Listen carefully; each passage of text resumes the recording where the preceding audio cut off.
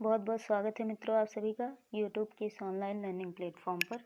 DElEd third semester के classes कर रहे थे हम लोग, जिसमें पेपर 1 यानी शैक्षिक मूल्यांकन की लास्ट क्लास में हम लोगों ने निदानात्मक परीक्षण यानी डायग्नोस्टिक टेस्ट के बारे में देखा था। जिसमें हम लोगों ने जाना था कि मतलब डायग्नोस्टिक टेस्ट का क्या तात्पर्य होता है कि हमारे आसपास मतलब छात्रों को अगर किसी विषय में कोई भी दिक्कतें आ रही हैं तो उस दिक्कत का पता लगाना, क्या दिक्कत आ रही है, क्यों आ रही है, कैसे आ रही है, उसका पता लगाना। तो वही हमारा निदानात्मक परीक्षण यानी डायग्नोस्टिक टेस्ट हो जा रहा था। आज हमने उपचारात्मक शिक्षण देखना है भाई। जब हम कारणों का पता लगा लिए, क्या दिक्कत आ रही है, क्यों आ रही है, उसके बाद हम उसका उपचार करेंगे ना, तो वही हमारा उपचारात्मक शिक्षण में आ जाता है, यानी रेमेडियल टीचिंग में। अब हमारा रेमेडियल टीचिंग का मतलब क्या होता है?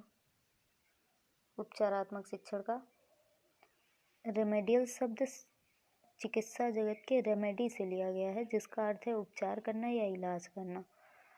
हमारा रेमेडियल शब्द जो है वो चिकित्सा जगत के रेमेडी से लिया गया है, जिसका अर्थ होता है उपचार करना, यानी इलाज करना या उपचार करना। निदानात्मक परीक्षण का मुख्य कार्य कक्षा में छात्रों की व्यक्तिगत एवं सामूहिक सीखने संबंधी कठिनाइयों तथा कमियों का पता लगाना है। इसके उपरांत अध्यापक छात्रों की कठिनाइयों को दूर करने के लिए उपचारात्मक शिक्षण की व्यवस्था करते हैं। अभी मैंने बताया कि निदानात्मक परीक्षण का क्या कार्य होता है कि जो भी कठिनाइयाँ आ रही हैं किसी विषय में, उनका पता लगाया जाए और कमियाँ जो भी रह जा रही हैं उनका पता लगा के उसके उपरांत उन अध्यापक जो भी हैं उन कठिनाइयों को दूर करने के लिए उपचारात्मक शिक्षण की व्यवस्था करते हैं। शैक्षिक निदान एवं उपचारात्मक शिक्षण एक ही प्रक्रिया के दो अभिन्न पहलू हैं। एक के बिना दूसरे का अस्तित्व निरर्थक है। यानी जब तक हम डायग्नोस्टिक टेस्ट करेंगे नहीं, तब तक कैसे उपचार करेंगे भाई। जब हमें पता ही नहीं लगेगा कि कारण क्या है, क्यों दिक्कत आ रही है, तो हम कैसे उसका उपचार करेंगे, कैसे रेमेडीज़ को यूज़ करके उसका पता मतलब उस कमी को दूर करेंगे।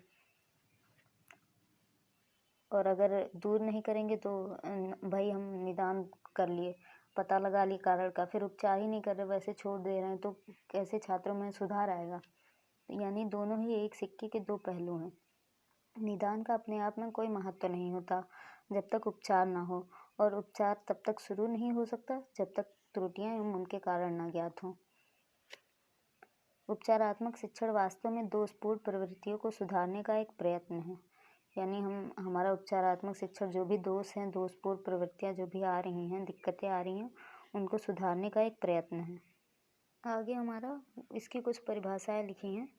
पहला, इसमें योकम और सिम्पसन के अनुसार उपचारात्मक शिक्षण विधि को खोजने का प्रयत्न करता है जो छात्र को अपनी कुशलता या विचार की त्रुटियों को दूर करने में सफलता प्रदान करे।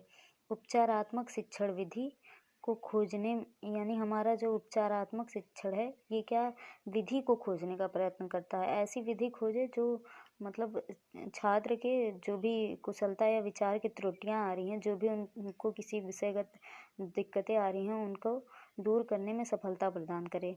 ये योकम और सिम्पसन ने कहा था। अब ब्लायर ने क्या कहा कि उपचारात्मक शिक्षण का प्रमुख कार्य है दोषपूर्ण अध्ययन एवं अध्यापन के प्रभाव को दूर करना, तथा इसके मुख्य लक्ष्य हैं इन दोषों व दोषों के कारणों को खोजना तथा इन कमजोरियों का निराकरण करना।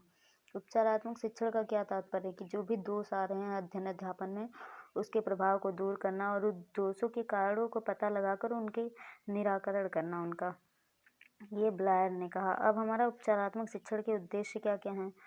पहला पॉइंट है इसमें कि छात्रों की सामान्य समस्याओं का समाधान किया जाना, मतलब जो भी उनको छोटी मोटी दिक्कतें आ रही हैं उनका समाधान किया जाए, व्यक्तिगत कठिनाइयों को दूर किया जाए, मतलब एक एक स्टूडेंट की जो भी दिक्कतें हैं उनको दूर किया जाए। अगला पॉइंट हमारा क्या कह रहा है कि व्यक्तिगत भिन्नता के आधार पर शिक्षण कार्य करना, मतलब अलग अलग छात्रों के हिसाब से, उनके रुचियों और वृत्तियों के हिसाब से उनको शिक्षण प्रदान करना और विषयों के प्रति रुचि जागृत करना।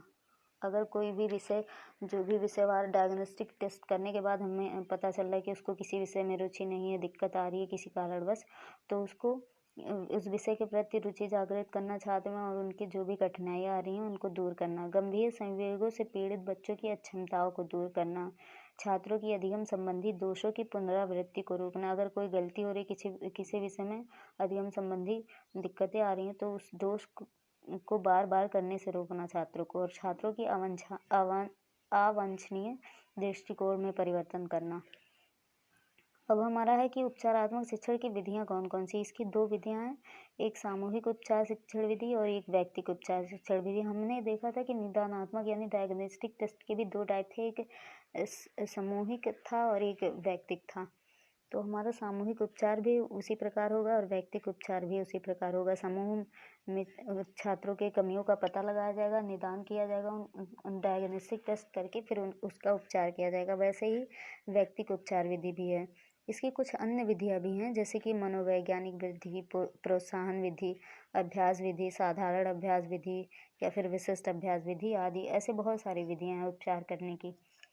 तो ये हमारा उपचारात्मक शिक्षण विधि आज यहीं पे समाप्त होता है। अगले क्लास में हम लोग बहुत इंपॉर्टेंट टॉपिक करेंगे, क्रियात्मक शोध, जो कि सबसे इम्पॉर्टेंट टॉपिक है। उससे बहुत सारे सवाल आते हैं। लेकिन आज के लिए बस इतना ही। धन्यवाद।